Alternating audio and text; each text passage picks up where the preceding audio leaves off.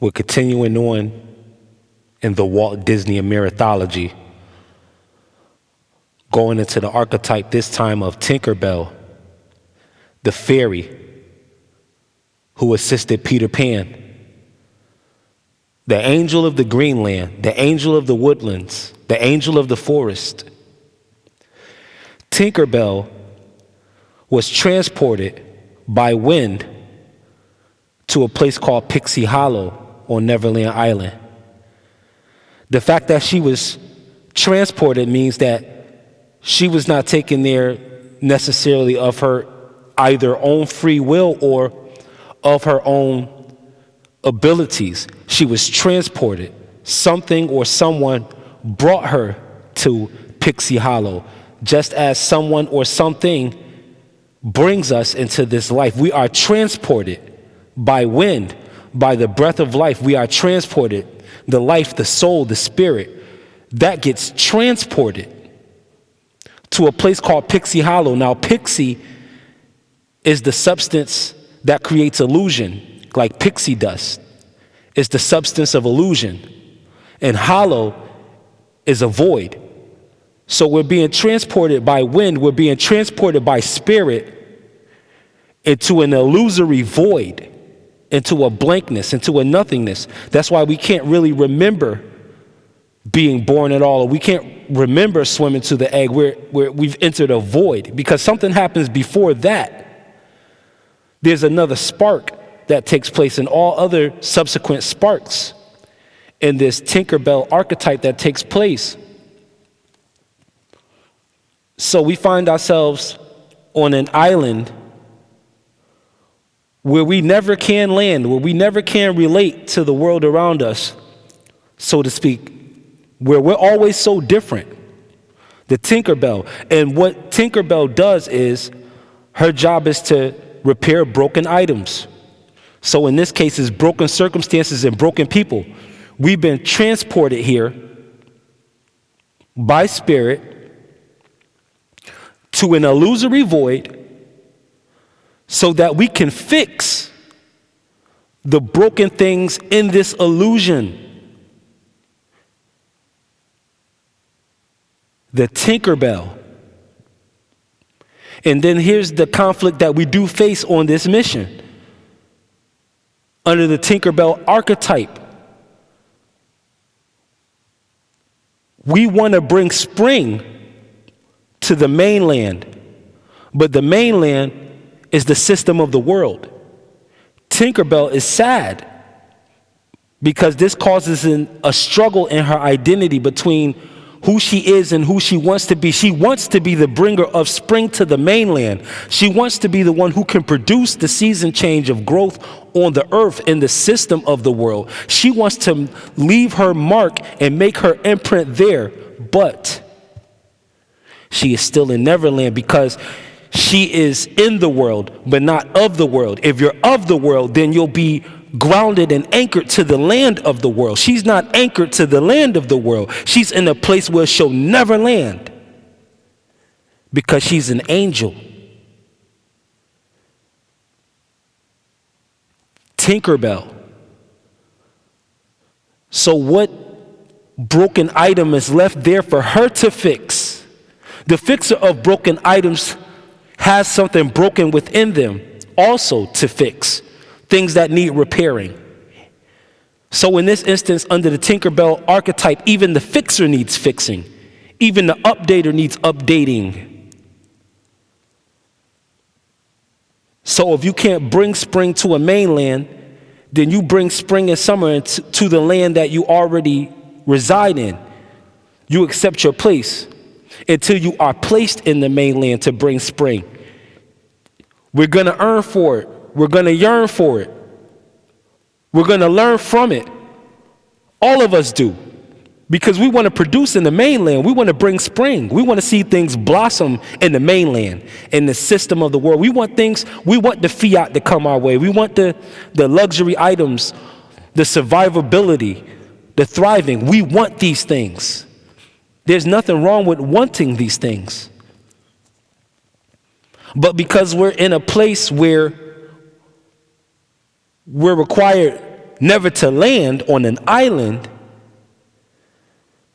we have to master Pixie Hollow. We have to master the substance behind the illusion, because what we create with that pixie dust can be the mainland that we bring spring to. It depends on how we use the pixie dust in the hollow, in the void, in the unsubstantiated matter. Tinkerbell.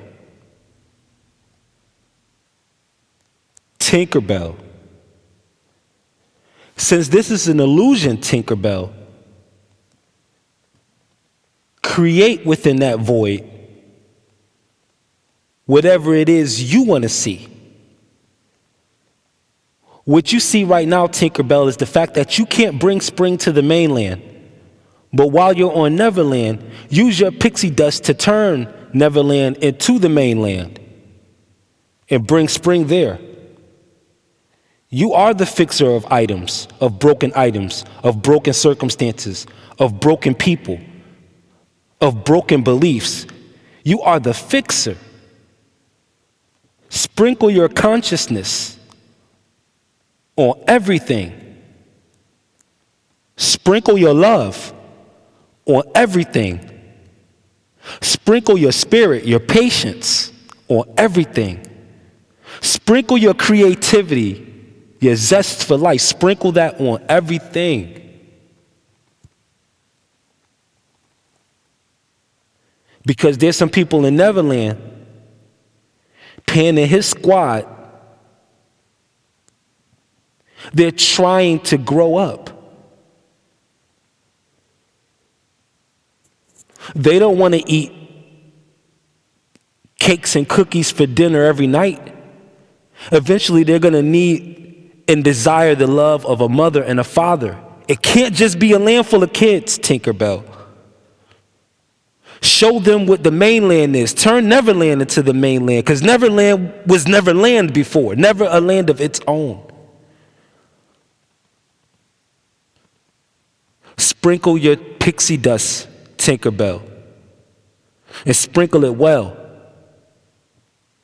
You and I both know life is a fairy tale. Now, Cinderella. The Cinderella archetype. Let's address Cinderella personally. Now, we know you feel like a motherless child, Cinderella, because you have a mean stepmother and two jealous stepsisters. You have a thief on either side of you, Cinderella. And this wicked trinity has a trinitarian agenda. Step one is to enslave you. Step two is to have you dressed in rags to keep you in this. And step three is to disqualify you from belonging to royalty, to keep you from believing in yourself and holding yourself in your highest esteem.